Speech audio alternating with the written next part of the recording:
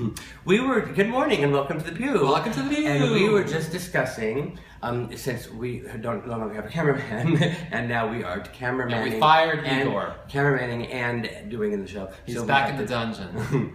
So we were just discussing how our world has changed because Desi Santiago, Desi, aka Desi Monster, who's now the world-renowned artist Desi Santiago, called and said to discuss my art show, and I was saying that he's going to consult with his dealer. Yeah, and 20 years ago, that would have meant something else. Would have meant Junkie Jonathan. Yes, which was now it means a curator who sells art. Well, it was always a curator. Picking the best chemicals for your recreational delights. Yeah. And creating a salad of pleasure. Well, since we brought up Junkie Jonathan, let's talk about him. Yesterday, the day before yesterday, we were saying how Junkie Jonathan fell into this category of drug dealers who have contempt for their customers. Actually, I've said that I felt that most drug dealers seem that like they have contempt for their customers, because I remember going to drug dealers, not all of them, of course, but I remember going to drug dealers I didn't know, mostly, and them selling you drugs, but almost mad that they're like you're bothering them. Like, what do you want? What are you doing here? When you have like money out in your hand and you're like going to give them money. Terrible customer service. Yeah, and the thing about the club kids were that they were never really like that. They were all giving it away. They never made any money. Right, they gave it away. But they were terrible drug dealers, actually. So Junkie Jonathan was a drug dealer, and he, like Freeze, would give away most of his drugs. So it wasn't. And yet, when people were coming up to him wanting to pay for the drugs, he was mean to them and acted like they were bothering him. Well, that whole shtick of, was it a shtick?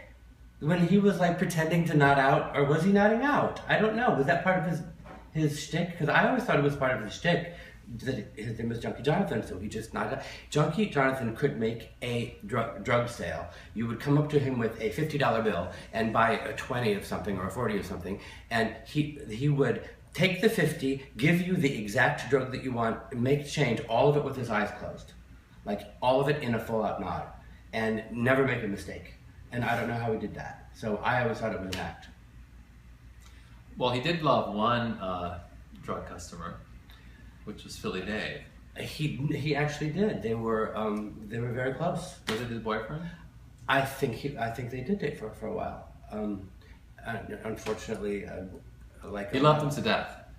Yeah, he ended up overdosing on drugs and another. And today we don't have no idea where. Customer. Yeah, we don't know where Junkie Jonathan is today. No, nobody does. And in fact, another one of Jonathan's boyfriends just contacted me last week saying, "Where's Junkie Jonathan? Nobody can find him." And if he can't find him, that's kind of frightening a little bit, because James can't find him, and it's not like nobody's looking for him. So lost. Yeah. So if he's anywhere on social media, he would. And I can't imagine that he would be around and not be on social media. So, and Goldie nobody can find him. So, I know, Jonathan, if you're out there watching, which we hope you are. No, after we called you a terrible drug dealer who killed your friend. No, we never said that he killed you. You overdosed your friend. He didn't overdose his friend. No.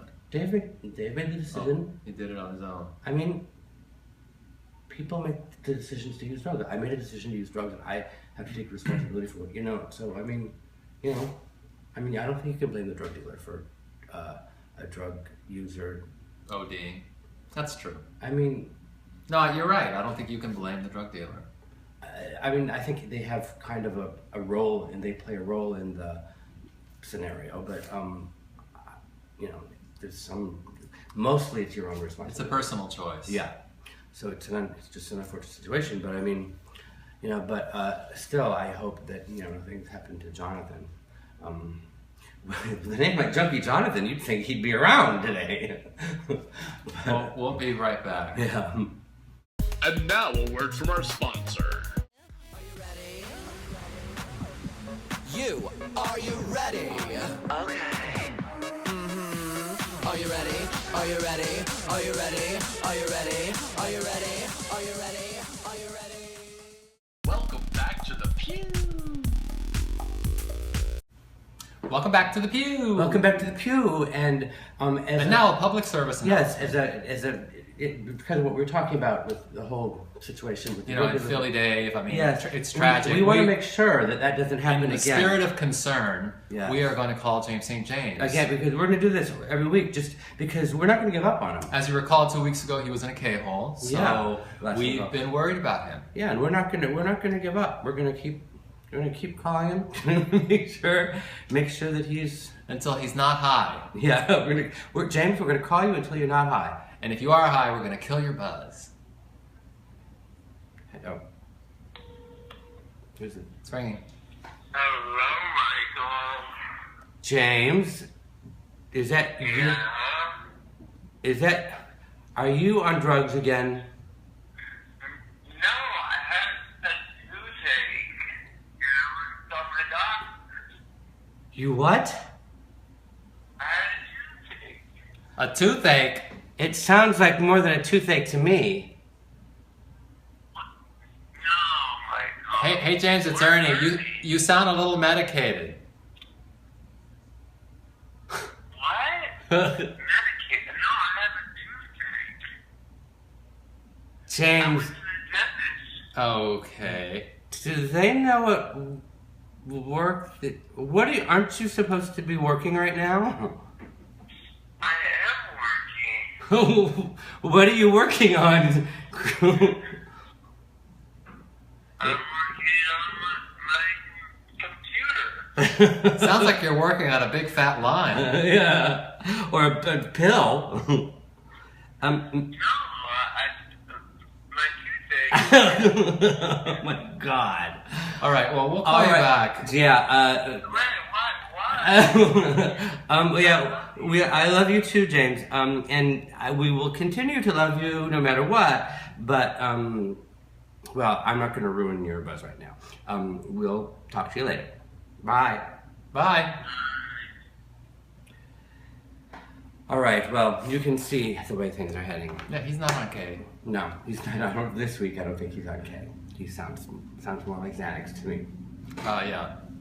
So, I guess we'll just have to continue this investigation. We'll keep checking in. We'll keep checking in. And James, when you sober up and you watch this, you will learn your lesson. Learn your lesson. And I hope you don't come crying to me like you did the last time. Said, why are you embarrassed? because it's your own fault. You knew you would be calling. You just can't put down the drugs. You couldn't stay sober for 5 minutes when you knew I was going to make a goddamn phone call. For crying out loud. It isn't funny, it's all very sad. Very... Yeah, I should have. Because very sad. Bitches want to know. Why James can't stop using drugs. Somebody named Luke at Pammy's Bitch wants to know if you ever knew your father, which of course you do know your father. Oh. And if so, I want to know my father. What's your relationship with him like? Well, unfortunately, I do know him. It would be probably easier if I didn't know him, because he's never really been a part of our lives. Me or my brother. I mean, they divorced when we were very young. I was 5, and so we didn't see him much after that. He had his own family and kids, and kind of we were the old family. And well, I think that it happened a lot. Or happens a lot when a father gets a new family, the new wife doesn't want the old. But I'm not gonna, actually, I don't know if that's the case with this. I don't know what the case is because we don't communicate. He doesn't talk to us, really. So yeah, I know him, but I don't know him. I know who he is, but I don't know who he is. That's all for today. Bye.